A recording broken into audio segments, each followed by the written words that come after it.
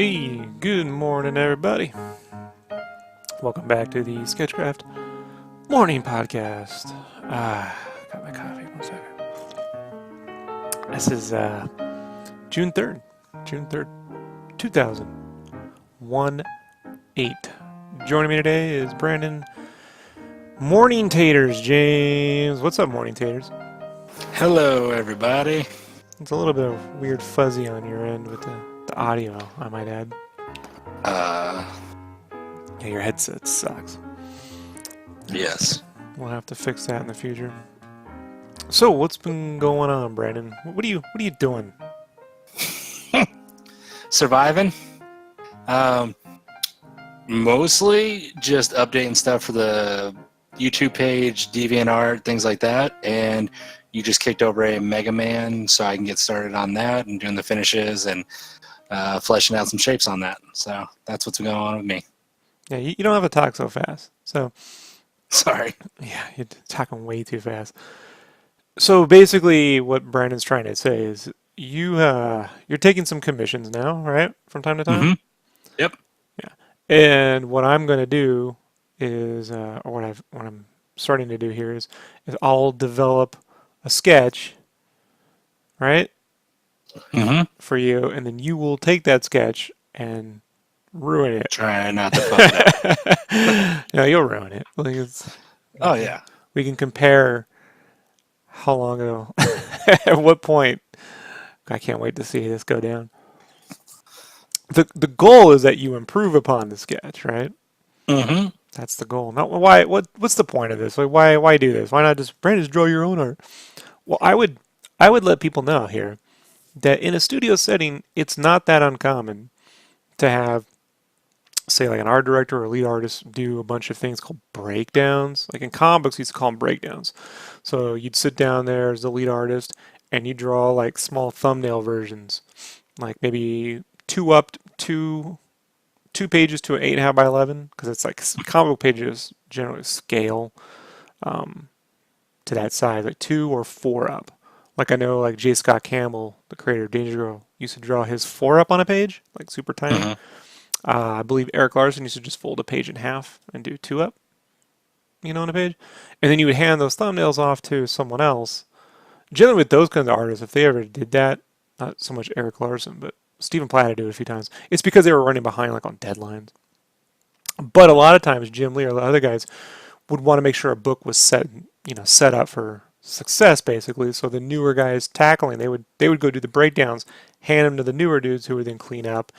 Also learn sort of a house style and build upon the direction. Because, I mean, as sure as you know, Brandon, coming up with the composition and everything else takes almost as long as just the actual rendering. Oh, yeah. Without a doubt. Yeah. And I mean, for a year now, we've been doing this thing. I want to say a little over a year and a half ago, I tried this experiment with you, where I was doing smaller little sketches. Like, I think we did a Wonder Woman sketch cover, and we got to this Batman one and an Iron Man one, and I was like, this motherfucker can't draw worth shit. And I got real annoyed with you. So I'm like, I'm going to let you figure out your own commissions. And then what was happening was Brandon would go and I think he took 3 months to do one commission. It was a headshot. It's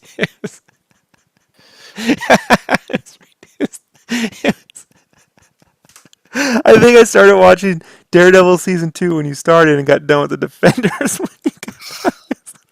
It was the craziest time ever.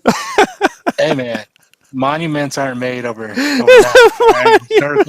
Historical spots take time. You gotta weather. My wife says I delight in other people's pain and suffering, and just watching you struggle for like almost a year with that one head just fucking me out. Was fun. And then you got to this doll seam, and I just end up having to do a lot of like sketch overs. I was like, this is not working. Yeah. And so at that point, I'm like, I don't know how. I think it's good too sometimes, especially with younger artists. And I don't mean younger in your age. I mean in your growth cycle, right? In your level of talent, is let them find their limits.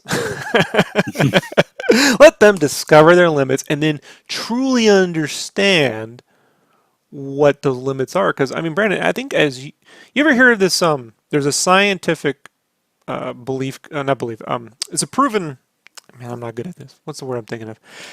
There's a study that went underway that shows that the more confident people are in things, the less knowledgeable they are about them.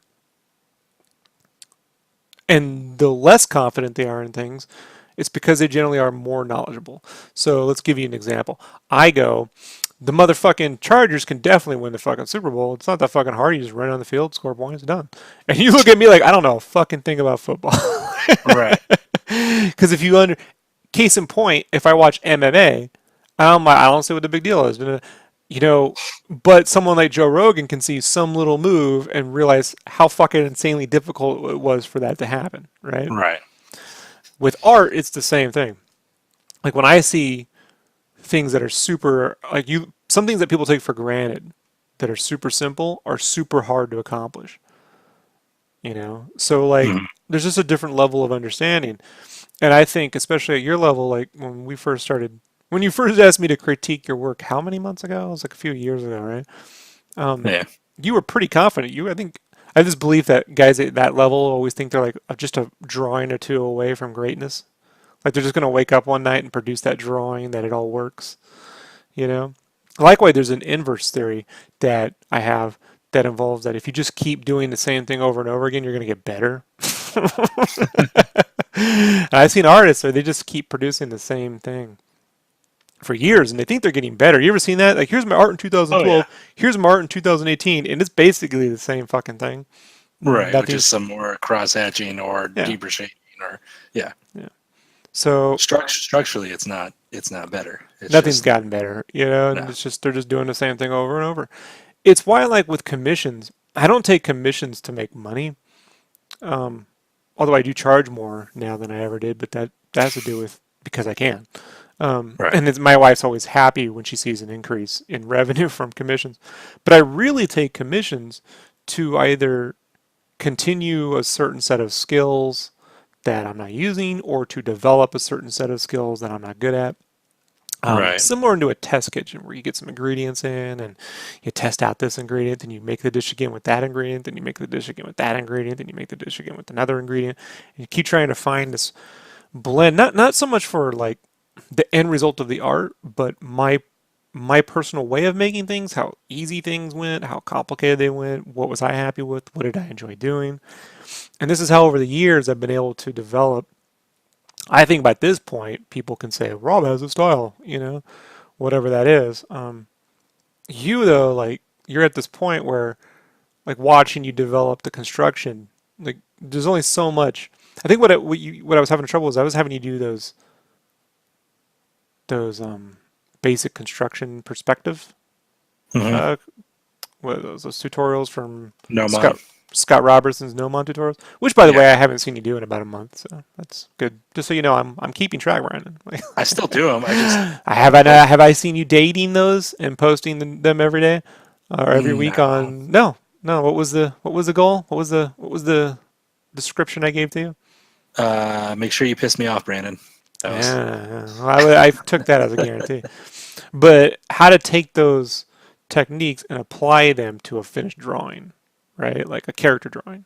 hmm Um, and what did you learn trying to do that? Like trying to take how to draw a box in 2 point, 3 point, learning how to well. It. construct from I center. mean, like it's helped in a lot of ways of just seeing one. I can like when I look in. This is weird, but when I start doing them, and then I'm sitting here like in my apartment, and I'm looking at my walls and the cutouts and things, I start looking at just the way the light hits everything and makes everything pop 3D wise.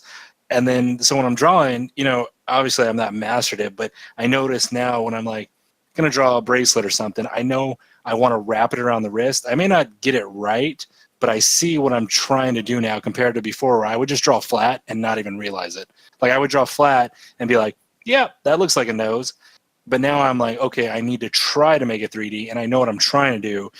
It's a matter of I can't obviously execute it great yet, but I see these shapes all around. I see shapes differently now. I know you joke it's like about seeing the code in the Matrix, where all you see is the code. You start seeing these things. So I know I can see the things. I'm just not good yet at replicating it. But I can see when I'm like, oh, I'm going to draw this jaw. I need to turn it, or the belt needs to curve around his waist and not be flat like I used to do. It's a So, process of training the way you see things, training the way you think. And this is where I got a question recently on the YouTube. They were asking me if I do any tutorials. They were looking at the Darksiders piece that I'm working mhm. on. And I'm like, I have an art tips playlist. I do take specific questions and I will tackle them there because there's a lot of repetition.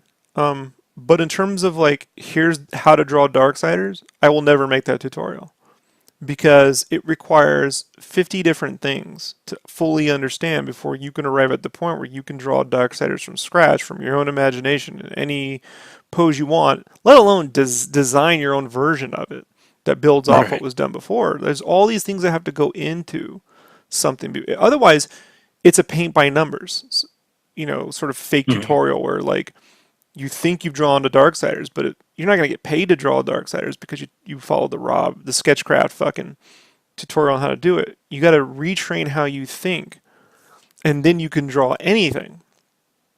And look, this does not make for a successful YouTube channel.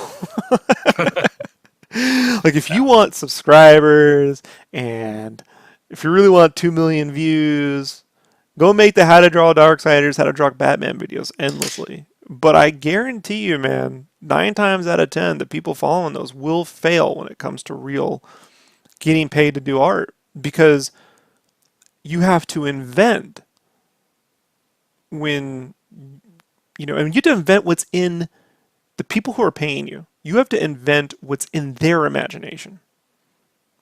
How do you do that?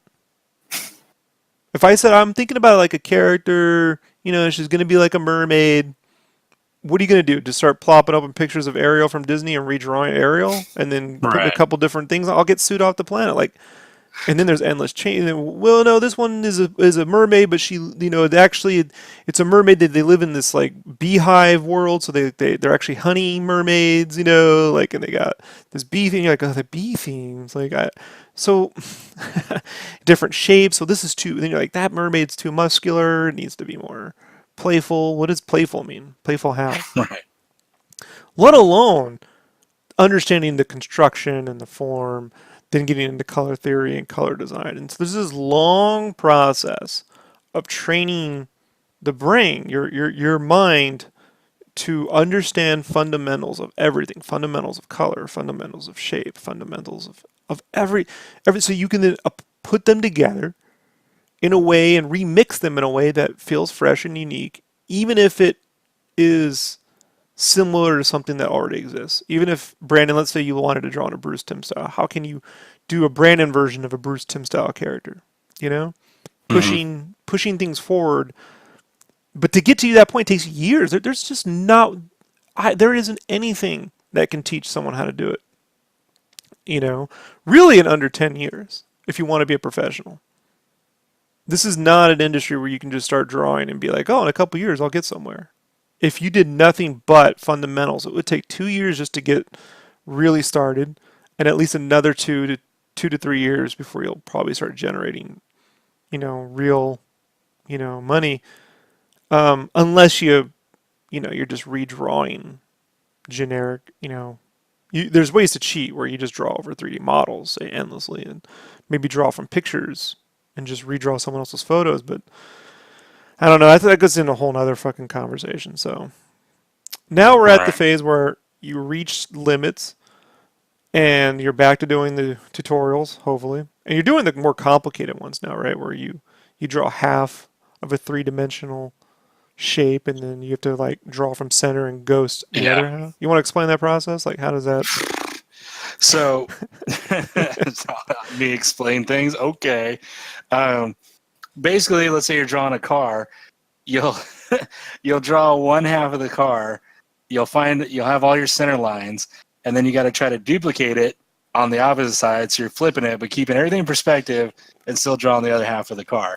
I do pretty good about 65, 70% through the way, and then that last 30% where I'm trying to match every little thing up and I start getting intricate with it, I get a little lost and it starts looking a little off. But for the most part at the beginning when I'm doing the basic, cylinders, circles, lining it up for my center points, and everything's going good, and then you get towards the end, you get a little like there's so many lines and you get so lost, you're like, shit, but you gotta do it to build your mind up to see these things, and then until you can do it on your own and just draw, like Rob can just draw a car now. He can just make up some weird monster truck car and it'll look in perspective, and he could flip that bitch sideways, upside down, and still be in perspective. But it takes a while to get there for your mind to see those things, to just do it without having to, draw the lines from center and match it from each side. And I mean, I think that's why a lot of times you see a lot of artists just draw over vehicles. Like either they don't have the time or they don't know how. A lot of times these days too, they're drawing basically 3D models. They're just putting Right. 3D models, tracing over. It's a matter. It takes, especially the more detailed and more clean it is, the longer it takes. Yeah. You get some guys that develop good ink work, like Sean Gordon Murphy, where they're able to break down, some basic stuff with the ellipses and then do the final rendering. But I'm very careful about pointing out the best people in the industry, because those people I always have far more level of talent than we will ever attain to. It's hard to say, oh, look at Capullo could fucking ink his own work. Yeah, well, we're not all fucking great Capullo. Like, even the guys in the industry, like, there's levels, and then there's, how do I describe this? Levels above levels. Like, like in racing, like Formula One or NASCAR, whatever kind of racing. You ever play like a racing game like Gran Turismo? Yeah. And you ever notice how, like, in the top 5 or 10 rankings, as it gets to the top 10, like, the difference is milliseconds? Oh, yeah. And those milliseconds are way harder to attain than the minutes in the previous ones. Like, if it was like 2 seconds before, then 30 seconds before that, and then a minute before that, those milliseconds there's so much distance at that level for those milliseconds that it's almost impossible.